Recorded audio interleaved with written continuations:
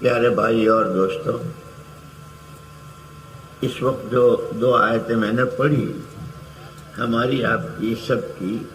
یہ دو نسبتیں ہیں۔ اللہ جل جلالہ عمن والہ نے جتنی مخلوقات پیدا فرمائی ہیں، اس میں سب سے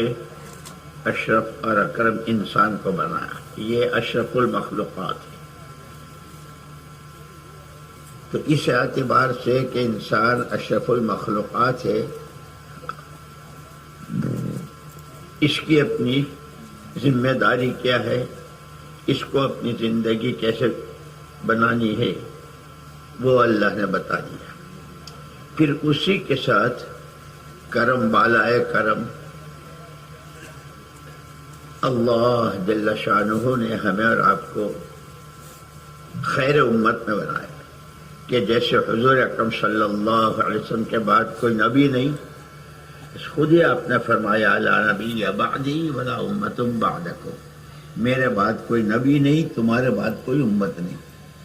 تو یہ دونوں نسبتیں ہمیں دی ہیں، بندہ ہونے کی بھی، انسان ہونے کی بھی، اور امتی ہونے کی بھی۔ بندہ ہونے کی نسبت سے ہر ایک کو بتا دیا کہ ہم نے پیدا ہی کیا ہے تم کو ہماری فرما برداری کے لیے، اس لیے تمہارے پاس جو جان ہے، جو مال ہے، جو صلاحیتیں ہیں، سمجھ بوجھ ہے، وہ بھی ہماری دی ہوئی ہے، اور ان تینوں طاقتوں کو ایسے استعمال کرو کہ جس سے ہماری فرما برداری ہو۔ اس کو سمجھنا بھی ہوگا، اس کو سیکھنا بھی ہوگا، اور سیکھتے کہاں سے ہیں؟ جو جانتے ہیں ان سے سیکھتے ہیں، ہے نہیں؟ جیسے استاد پڑھاتے ہیں تو طلبہ پڑھتے ہیں۔ اس لیے اللہ پاک نے بہت بڑا کرم فرمایا، اور بلکہ احسان کے ساتھ فرمایا۔ لقد من اللہ علی المؤمنین اذ بعث فیہم رسولا من انفسہم، ایمان والوں پر اللہ پاک نے بہت بڑا احسان کیا کہ انہی میں سے ایک پیغمبر برحق صلی اللہ علیہ وسلم کو مبعوث کیا، اور وہ ان کی پوری رہبری۔ اس لیے علماء نے تو یہاں تک کہا ہے کہ حضور پاک صلی اللہ علیہ وسلم کو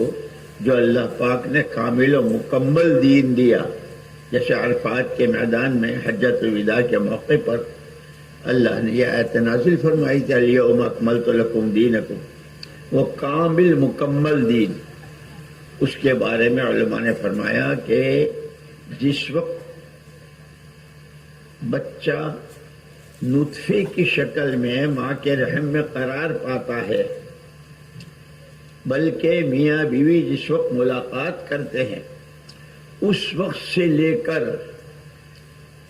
دنیاوی زندگی کے جتنے شعبے، کھانا کمانا، پہننا اوڑھنا، شادی بیاہ، غم خوشی، اندھیرا اجالا، اور آگے دینی زندگی کے شعبے، عقیدہ، عبادت، معاملات، رہن سہن، اخلاق، ان تمام شعبوں میں قیامت میں خدا کے سامنے کی پیشی تک ایک انسان کی زندگی میں جتنی اونچ نیچ اور جتنے حالات، ان ہر قدم پر محمد الرسول اللہ صلی اللہ علیہ وسلم کی طرف سے پوری رہبری۔ اور اسی لیے کہا کہ فَلْيَحْذَرِ الَّذِينَ يُخَالِفُونَ عَنْ أَمْرِهِ، کھانے کمانے میں ہو یا عقیدہ اور عبادت میں ہو، دنیاوی زندگی ہو یا اخروی زندگی ہو، جس جگہ بھی نبی کی راہ سے منہ موڑو گے، جس جگہ بھی نبی کا راستہ چھوڑو گے،